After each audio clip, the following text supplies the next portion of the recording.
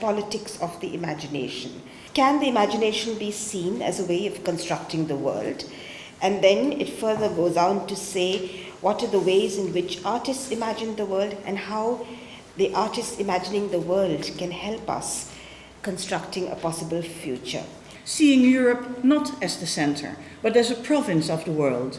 Or perhaps, to use Dipesh Chakrabarty's words, what it means to provincialize Europe. With regard to political history, he argues to recognize a deep depth to European thought, but at the same time to know, and I quote, how universalistic thought was always and already modified by particular histories, whether or not we could excavate such pasts, unquote. That's something that struck me as well, thinking about globalization, is that actually this word globalization was in the dictionary introduced in, for instance, in 1951, and it was very commonly used in 1960. And I started to think like, okay, you have the independence of all the countries, so you can't use colonial anymore, imperial, we need a new word. So basically now we have globalization. Then globalization and the mediatization of culture also means the complicity of institutions of art and big capital. And this we see especially in the context of competitive relationships between these so-called global cities, whose status as world-class cities depends on this ability to create a culture industry, the spectacular museum architecture, and to host these mega exhibitions.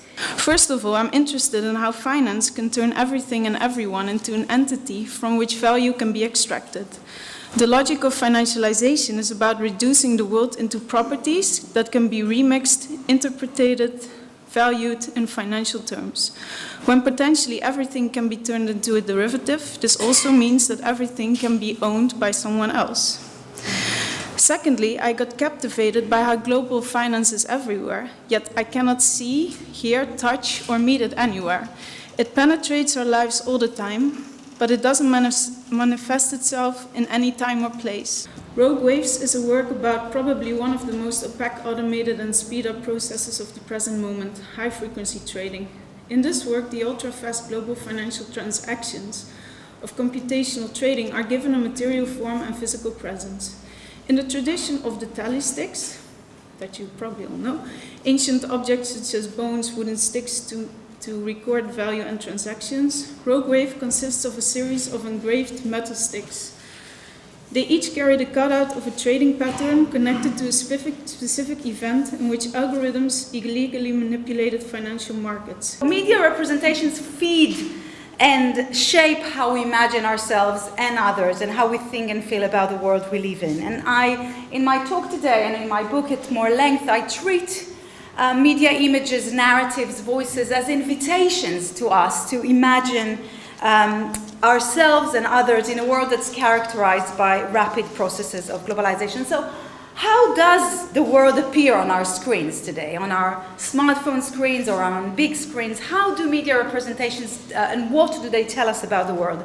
And crucially, what remains invisible? What's not on the screen?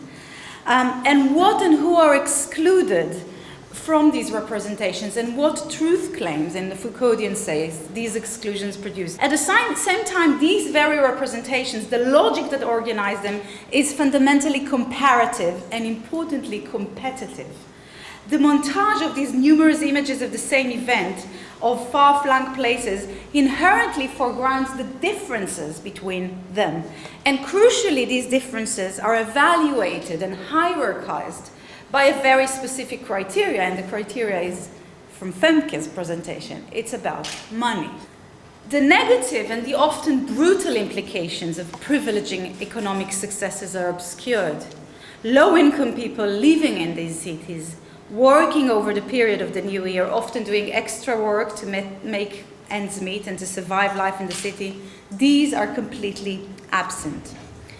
So the global imagination, when we talk about global imagination, in my mind, one of the fundamental things to bear in mind and to ask is that it's as much about who and what we do not see as whom we are allowed to see. Yeah? So the mission of the Ghana think tank is to develop the first world. We collect problems in the so-called developed world and then send them to be solved by think tanks that we established in Iran, in Cuba, in Ghana, El Salvador, Palestine, and a group of incarcerated teenage girls in the US prison system. A problem we kept running into there was lack of diversity. We are all white and wealthy, they complained. The think tank in El Salvador responded that they probably were actually a lot more diverse than they realized. They just weren't counting certain people. Who's fixing your house? Who's tending your yard? I bet they don't look like you.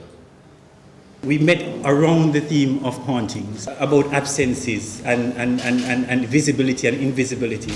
And in one of her recent projects, I hope I don't misquote, she thinks about this question of the ghost, the ghostly figure, the ghostly presence, mapped onto how we even think about people in Europe today and how Europe has its ghosts happening now. And we've been in an ongoing conversation around whether ethnographic museums and their collections can also be thought of as ghostly presence that haunt or present. It is the very multiplicity of meanings and associations ghosts and haunting can have, and the ambivalence that characterizes their most widespread uses as referring to what exists in between life and death, in between materiality and immateriality, in between visibility and invisibility, and in between the powerful and the powerless, that makes them so powerful, so productive as tools to analyze a process like globalization that shares this ambivalence, remaining to some extent ungraspable, even as its effects are palpable across the world. Appearing and coming to haunt as a victim, appealing to empathy, generosity, or guilt, can be powerful, as the recent case, and we just discussed this, the recent case of the photograph of the drowned Syrian boy Aylan Kurdi shows. And I want to add to the discussion before that, what I found very interesting was the invisibility of the mother of the boys. And when I later saw a picture of the mother, which was one of the few pictures that was actually shown, it was a picture in which she was wearing a headscarf. And this made me suspect that one of the reasons that she was kept out of the image so much was that she was precisely not looking like someone we might identify with. Whereas with the picture of the little boy, the primary framing was, this is a little boy that could be anyone's little boy, because he's wearing the same type of clothes as your little boy or my little boy.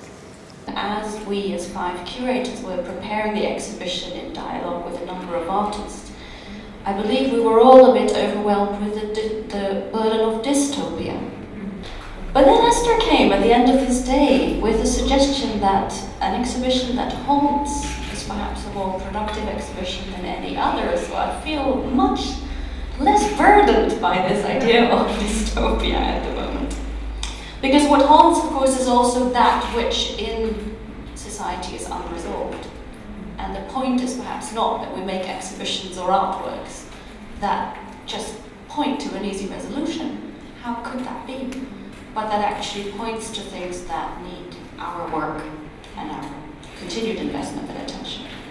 So if there is one challenge, I think all of us at the end of this project should take on board, is then how to translate this as something that is not temporary. How to translate all these realizations and questions to the core of our business, to the ground on which we organize our museums, our collections, and our exhibitions, so that migration, inequality, questions of mobility and immobility, questions of privileged worlds and underprivileged worlds are not these things we take up once in a while, but actually they become the foundation of how we organize what we present, because in the end, I think we can conclude they are not states of exception, they are the condition in which we live.